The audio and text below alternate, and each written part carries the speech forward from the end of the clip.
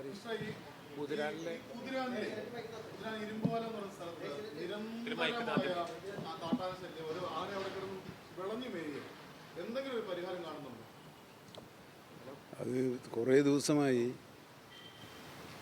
അവിടെ ഒരു ഗുരുതരമായ സാഹചര്യം നിലവിലുണ്ട്. അപ്പോൾ അതിന് ഇപ്പോൾ നിലവിലുള്ള സമ്പ്രദായം അനുസരിച്ച് അവിടെ വാച്ചർമാരെ നിയോഗിക്കുകയും ക്യാമറകൾ സ്ഥാപിക്കുകയും ഒരു അലർട്ട് സിസ്റ്റം സ്ഥാപിക്കുകയും ചെയ്തിട്ടുണ്ട്. അപ്പോൾ അവിടെ തന്നെ വന്നാൽ DFO ഓഫീസിൽ ആ വിവരം അറിയുന്ന വിധത്തിലുള്ള സംവിധാനം ഒരുക്കിയിട്ടുണ്ട്. പക്ഷേ ഇതിൻ്റെ ഒരു പശ്ചാത്തലമാണ് പ്രധാനം. കാരണം നമ്മൾ ഈ വനമേഖലയുമായി ബന്ധപ്പെട്ട റോഡ് നിർമ്മാണം പോലുള്ള കാര്യങ്ങൾ അത് പ്രോത്സാഹിപ്പിക്കുന്നതിലെ സമയത്ത് വന്യജീവികളുടെ ആവാസ മേഖലയിലൂടെയാണോ ഇത് പോകുന്നതെന്ന കാര്യത്തിൽ നമ്മളൊരു ഗൗരവം കൽപ്പിക്കാറില്ല. അപ്പം നമ്മളിപ്പം തൃശ്ശൂർ ജില്ലയിൽ തന്നെ ചാലക്കുടി മേഖല എടുത്താൽ വനത്തിനകത്തൂടെയാണ് റോഡ്. അപ്പോൾ ആ വനത്തിനകം എന്ന് പറയുന്നത് അവർക്കുള്ള സ്ഥലമാണ്, അതിലൂടെ നമ്മൾ പോവുകയാണ്.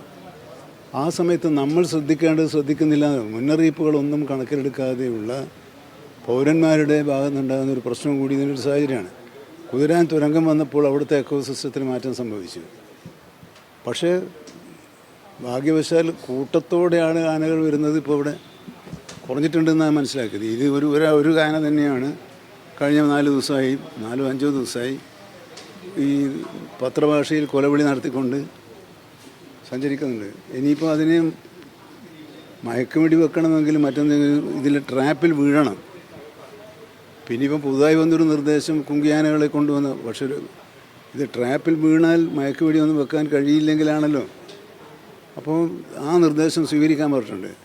പൊതുസമൂഹത്തിൽ നിന്ന് വരുന്ന ഒന്നൊരു നിർദ്ദേശമാണ്. കുങ്കിയാനകളെ കൊണ്ടുവന്ന് ആനയെ വശത്താക്കി കൊണ്ടുപോകാൻ കഴിയുമെന്ന് പരിശോധിച്ചു. അപ്പോൾ ആവശ്യമായി വന്നാൽ കുങ്കിയാനകളെ കൊണ്ടുപോകാനുള്ള നടപടി സ്വീകരിക്കാൻ ഇന്ന് DFOയ്ക്ക് നിർദ്ദേശം കൊടുത്തിട്ടുണ്ട്. അപ്പോൾ അവിടെ ചെയ്യാൻ കഴിയുന്ന നിലവിലുള്ള സംവിധാനം എല്ലാം ഉപയോഗിച്ച് ജനങ്ങളുടെ ആശങ്ക അകറ്റാനുള്ള നടപടികളുമായി മുമ്പോട്ട് പോകാനുള്ള നിർദ്ദേശം ഇത് രാവിലെ DFO ഉദ്യോഗസ്ഥന്മാരുമായി ഞാൻ സംസാരിച്ചിരുന്നു. അതിനുള്ള നടപടികൾ സ്വീകരിക്കണമെന്ന് നിർദ്ദേശിച്ചിട്ടുണ്ട്.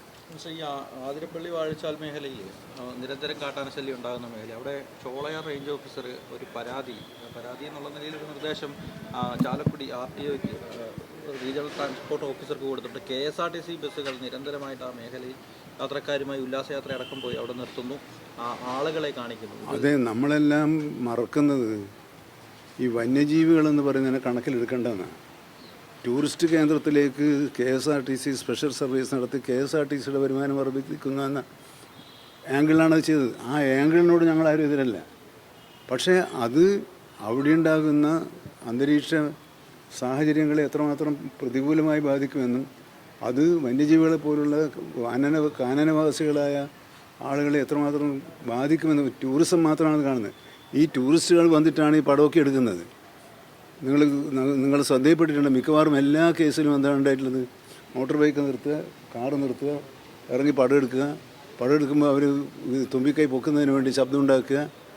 ഈ കാര്യങ്ങളൊക്കെ ചെയ്യുന്നതിനെതിരെ ഒരു ജാഗ്രതയാണ് യഥാർത്ഥത്തിൽ നിങ്ങളുടെ ഭാഗത്തുനിന്ന് ഉണ്ടാകേണ്ടത്. കാരണം നിങ്ങൾ ഈ അക്രമത്തിൻ്റെ ഫലമായി ദുരന്തമനുഭവിക്കുന്നവരെ ഉപേക്ഷിക്കണം എന്നല്ല, അവരുടെ ദുരന്തങ്ങളും പ്രയാസങ്ങളും സമൂഹത്തിന് മുമ്പിൽ എത്തിക്കുക എന്ന ധർമ്മം നിർവഹിക്കുന്നതിന് എനിക്ക് വളരെ സന്തോഷമാണ്. അതേ സമയത്ത് തന്നെ ഇതിൻ്റെ ഒരു സാഹചര്യങ്ങളെ സംബന്ധിച്ച ഒരു അവബോധം സൃഷ്ടിക്കുന്ന കാര്യത്തിലും നിങ്ങളെപ്പോലുള്ള സുഹൃത്തുക്കൾക്കാണ്, മാധ്യമ സുഹൃത്തുക്കൾക്കാണ് ജനങ്ങളെ അറിയിക്കാൻ കഴിയുക. ഞാൻ പറയുന്നതും മാധ്യമങ്ങൾ പറയുന്നതും തമ്മിൽ കുറേ വ്യത്യാസം ഉണ്ടാകും. ആളുകൾ കുറേ കൂടി സ്വതന്ത്രമായി നിഷ്പക്ഷമായ ഒരു നിരീക്ഷണമാണ് നിങ്ങൾ നടത്തുന്നത് എന്നാണ് അവർ വിശ്വസിച്ച് പോന്നിട്ടുള്ളത്. അത് അവരുടെ വിശ്വാസമാണ്. ആ വിശ്വാസത്തെ നമ്മൾ ഉപയോഗപ്പെടുത്തുക. ഈ വണ്ടി കൊണ്ട് നിർത്തി ഈ ആന അവിടെ നിന്ന് പട്ടതിൻ്റെയായിരിക്കും ഇത് മാറുന്നില്ലാതെ കാണും. വണ്ടി കൊണ്ട് നിർത്തി മാറി ഫോൺ അടിച്ചതിനെ പ്രകോപിപ്പിക്കുകയാണ്. ഈ പ്രൊവോക്ക് ചെയ്യുന്നതിനെതിരെ മോട്ടോർ വാഹന വകുപ്പിനെ കൊണ്ട് തന്നെ നടപടി എടുപ്പിക്കാനുള്ള സംവിധാനമില്ലേ? അല്ല, അത് ഞാൻ പറഞ്ഞ അങ്ങനെ ഒരു സംവിധാനം എന്നത് ഒരു വശത്ത് നടക്കാം. ഞാൻ പറഞ്ഞ നിയമ നടപടികൾ കൊണ്ട് മാത്രം പരിഹരിക്കാൻ കഴിയുന്നൊരു പ്രശ്നമായി ഞാനിതിനെ കാണുന്നില്ല. ഈ പ്രശ്നം നിയമം കർശനമായി നടപ്പിലാക്കണം. അത്തരത്തിലുള്ളവരെ ഇനിയിപ്പോൾ 2 സഞ്ചാരികളെ അവരറിയാതെ പെട്ട് അറസ്റ്റ് ചെയ്താൽ നമ്മളെന്താ കൊടുക്കുക? അത് രണ്ടും രണ്ടാണ്. നമുക്ക് വിഷ്വൽസ് മുന്നിലുള്ള നടപടി എടുത്തുകൂടാന്നാണ് ചോദിക്കുന്നത്.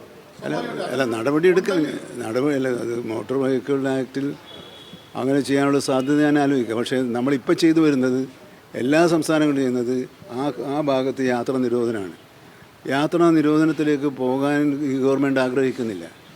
കാരണം നമുക്ക് ദൈനംദിന ജീവിതത്തിൽ ഇപ്പം 24 മണിക്കൂറും ആക്റ്റീവാണ് പല മേഖലകളിലായിട്ട് ആളുകളുള്ളത്. അപ്പോൾ അവർക്ക് കുറേ പേർക്ക് ഇപ്പം മുത്തങ്ങയിൽ കണ്ടില്ലേ, കഴിഞ്ഞ 12 കൊല്ലമായില്ലേ യാത്രാ നിരോധനം. പക്ഷേ അതിപ്പോൾ അവർക്കൊരു സ്വഭാവമായി മാറി. ഇനിയിപ്പം കാട്ടിക്കുളം മേഖലയിലും യാത്രാ നിരോധനം ഏർപ്പെടുത്താനാണ് കർണാടക ആലോചിക്കുന്നത്. അവരൊക്കെ ചെയ്യുന്നത് പോലെ ഒരു കടുത്ത നടപടിയിലേക്ക് പോകുന്നൊരു സ്ഥിതി നമുക്ക് ഇവിടുത്തെ പൊതുസമൂഹം അവരുടെ കൂടെ നിൽക്കുക. അവിടെ അതിൻ്റെ പേരിൽ ഒരു ധർണയും റോഡ് വിരോധം നടത്തിയാൽ അത് ഈ 2ാം ലോകമഹായുദ്ധത്തിന് അത്ര കൊടുക്കുന്നത്ര പ്രാധാന്യത്തോടു കൂടിയാണ് മാധ്യമങ്ങൾ അതിന് കൊടുക്കുന്നത്. അപ്പോൾ എനിക്കൊരു അപേക്ഷയുള്ളത് രണ്ടും വേർതിരിച്ച് തന്നെ ആളുകൾ തിരിച്ചറിയട്ടെ ഏതാണ് സമൂഹത്തിന് നല്ലത്. അതേസമയത്ത് ഒരു ഭരണാധികാരിയുടെ ഗവൺമെൻറ്റിൻ്റെ ഉത്തരവാദിത്വം എന്നുള്ളത് അത് നിർവഹിക്കുന്ന കാര്യത്തിൽ വീഴ്ച വരുത്തുന്നത് തീർച്ചയായും നിങ്ങളത് പറയുകയാണെങ്കിൽ അത് സ്വാധാരണമാണ്. ഇത് രണ്ടും കൂടി ചേർന്നുകൊണ്ടുള്ള ഒരു സംയുക്ത സ്വഭാവ മാറ്റത്തിന് മാത്രമേ ഈ കാര്യത്തിൽ ശാശ്വതമായി വരും. കാരണം നമ്മുടെ എല്ലാ റോഡുകളും കാടിൻ്റെ ഉള്ളിലൂടെയാണ്. നമുക്ക് വേറെ വഴിയില്ല. നമുക്ക് കോയമ്പത്തൂർ പോകണമെങ്കിലും പിന്നെ കർണാടകത്തിൽ പോകണമെങ്കിലും കന്യാകുമാരി പോകാൻ കാടില്ല.